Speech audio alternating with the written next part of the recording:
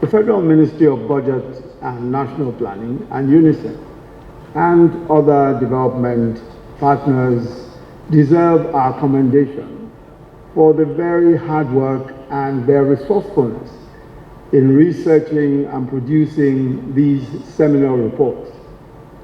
It is impossible to conceive of and implement effective policies without a well-rounded view of the challenges on the ground, particularly in a country as complex and as nuanced as Nigeria. It is clear from the situation analysis and the multi-dimensional child poverty reports that we still have vast amounts of ground to cover, and the urgency with which we need to do so, I think, is evident to us all. The federal government's national poverty reduction with growth strategy and its wide-ranging implications for creating decent livelihoods for many. There is also the At-Risk Children's Program, ACP, which combines formal education, skills, and health as a multifaceted community intervention led by the states and coordinated by the federal government. We can speak about the urgency with which the Nigeria's SDG implementation plan 2020 to 2030 is being executed and the improvements we have made in spite of the ravages of the COVID-19 pandemic, especially in creating social safeguards for the family through the delivery of basic services, especially water and sanitation. There are also the positive improvements we have witnessed in the provision of universal health coverage and the increase of the attendance and care of women at birth.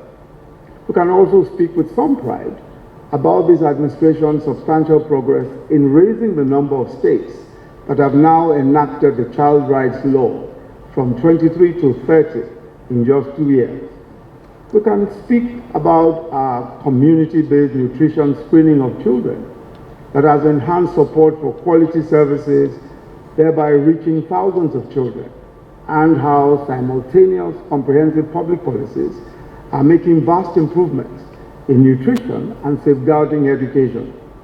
Policies like the Northeast Nigeria Maternal Nutrition, Infant and Young Child Nutrition Guidelines, including protocols, indicators and evaluation strategies, the National Policy on Safety, Security and Violence-Free Schools, the guidelines which have been developed by the Federal Ministry of Education, and of course our continued engagement of the media and civil society in sensitizing the public on critical needs and conducting campaigns aimed at behavioral change as a prerequisite for improvement of access across all indices, for improvement across all indices. But as long as we still have an estimated huge number of out-of-school children, many more with severe and acute malnutrition, those forced into early marriage, recruited into armed conflict, denied access to safe drinking water and hygiene, subjected to sexual and gender-based violence, exploited, deprived of access to health and other rights. As long as we still have just one child in deprivation and at risk, our work is certainly not nearly done. And this is the sense of urgency with which we receive the situation analysis of children in Nigeria, the multi-dimensional child poverty reports, one that frankly challenges and calls to action every stakeholder, from the federal government to the states and local governments, from media and civil society to development partners, caregivers, and of course parents. The current number of children under the age of 5 stands at about 31 million, with an additional 5 million, and some say 7, being added every year. As Nigeria's population continues to surge, especially in regions where early marriage is prevalent, we find ourselves caught in a vicious cycle where population growth outstrips economic growth and deepens poverty. The socio-cultural and socio-economic factors that allow for these continued impediments to the well-being of our children are well within our control. And we must rise up to our duties and responsibilities as governments and citizens to roll them back, and roll them back speedily. Statistics show that 60% of out-of-school children in Nigeria are girls. The lack of access to education further inhibits their ability to access quality health care, to gain information about sexual and reproductive rights, and to make informed decisions or even have stable family relationships. So this lack of education and agency for the girl child ultimately shapes the outcome of her adult life and translates into her own family, children, and community, perpetuating a vicious cycle, a sowing of the wind that portends looming whirlwinds that will eventually sweep us all out if we do not rise up to the challenge and do so speedily.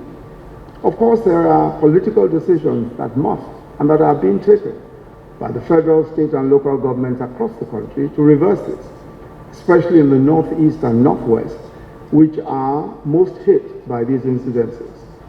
But all of this must be complemented by moral and cultural changes, a rethinking of the value systems that subordinate the education and general well-being of children, particularly the girl child, to diverging adult interests, and changes that are more effectively carried out at the community and family level.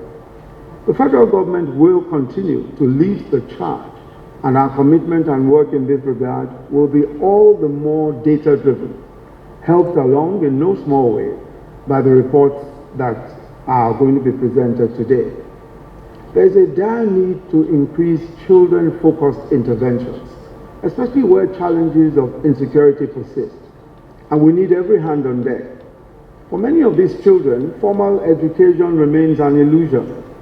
Skills are virtually non-existent. Many face exposure to physical and sexual abuse, exploitation, inhuman conditions, and vulnerability to criminal networks, with deteriorating security situations leading to food shortages, where children, of course, being the most vulnerable, suffer the most. Sustainable solutions to these challenges require an interplay between poverty reduction, the digital economy, health and employment, and a multi-stakeholder approach to tackling them. There are situations regarding the well-being of our children that can only be effectively dealt with at the level of caregiving and parenting, some at the level of community. And this is where we as Africans have been historically known to excel. And so our communities everywhere must rise to the challenge, because the survival of our children and our future, our continued existence as a people depends on it. Again, let me commend the Honorable Minister of State for Budget and National Planning, the Permanent Secretary, and all the collaborating MDAs and CSOs and our development partners for their commitment and their effective coordination in delivering a comprehensive analysis of the state of the Nigerian child. I believe that we can, in this decade, permanently end child poverty and deprivation in Nigeria. The key task, it seems to me, is to converge the political, the religious, and cultural wills to the resolution of what really is an existential challenge.